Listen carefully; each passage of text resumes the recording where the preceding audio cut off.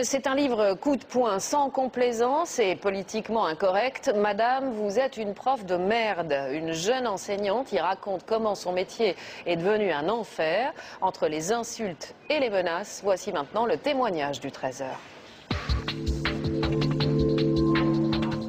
Le témoignage de Charlotte Charpeau. Bonjour et merci d'être avec nous. C'est vous qui avez signé ce livre. Madame, vous êtes une prof de merde, aux éditions de l'Arbre.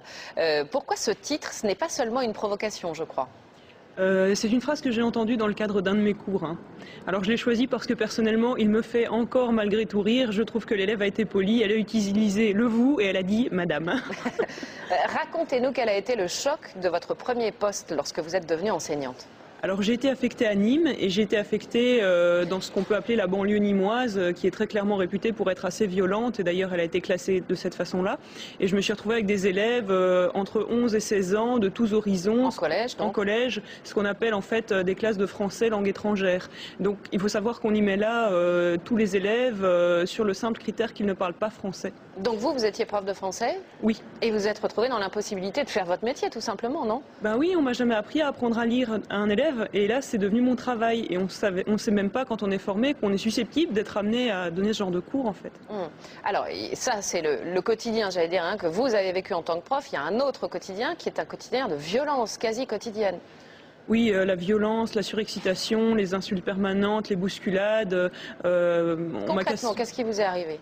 Concrètement, j'ai été amenée à porter plainte par rapport à un élève. On m'a brisé mes lunettes, on m'a bousculé très fréquemment, puis les insultes pleuvent. Alors après 5 ans à Nîmes, écœuré, j'imagine? Oui, oui, bien fatigué en tout cas. Vous décidez d'aller en Belgique. Tout à fait. Vous dites que là c'est merveilleux, le système de l'éducation en Belgique est meilleur et... En Belgique, enfin en France, on dépeint un peu la Belgique comme un Eldorado assez incroyable où on fait des économies faramineuses. Et en réalité, la situation scolaire en Belgique est absolument effrayante et bien pire qu'en France.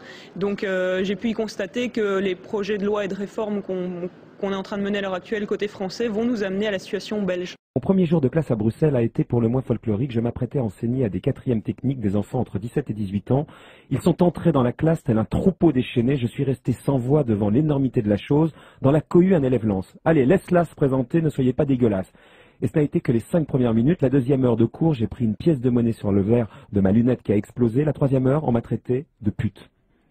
Oui, la routine un peu violente, mais c'est vrai que c'était devenu la routine. Quand on commence dans les 5 premières minutes à ce degré de violence-là, on se doute de là où ça peut finir. Et ça a d'ailleurs assez mal fini, puisque j'ai fini par démissionner. Donc. Et vous avez très vite d'ailleurs eu des symptômes même physiques, puisque vous écrivez: en l'espace d'un mois, j'ai commencé à me couvrir de pustules, de psoriasis, à accumuler les épisodes de migraine, de somnolence, d'angoisse, ronger mes ongles, frotter mes yeux. C'était ça votre quotidien? Oui, c'était le quotidien, mais c'est déjà le quotidien en France, Et puis c'est le quotidien de la plupart de mes collègues, quoi. C'est-à-dire que j'ai rencontré plein de personnes extraordinaires, et puis après, toutes ces personnes extraordinaires ont fait une dépression, ont changé de route, ont repris leurs études, ont déménagé à l'étranger pour s'en aller, quoi, pour fuir. Et ça, c'était en France. Donc. En France, où vous racontez très bien dans le livre un peu la loi du silence, dans la salle des profs, avec vos collègues et même vos responsables, on n'en parle pas vraiment. Vous dites la fatigue, la charge de travail et la faiblesse des plus jeunes enseignants rendent presque impossible l'échange et le soutien entre collègues.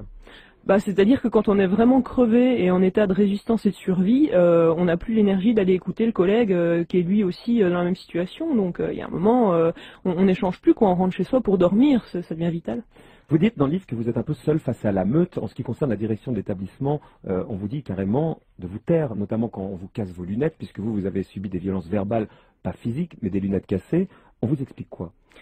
Je pense simplement que ça arrange bien tout le monde à l'heure actuelle de faire disparaître l'effet de violence des fichiers. Donc on connaît tous ce rapport qui a été publié par Le Point il y a quelques années, qui a créé la polémique et le scandale. On en dira ce qu'on veut, mais bon, cacher un fait de violence, c'est toujours préserver la réputation d'un établissement. Donc ça peut arranger de nombreuses personnes. Et donc on vous a dit carrément sur vos lunettes, par exemple, de dire qu'elles étaient tombées, et puis voilà quoi. Oui, je suis tombée toute seule. J'ai pas eu d'accident ni d'agression. C'est ce qu'on vous a demandé. Ouais.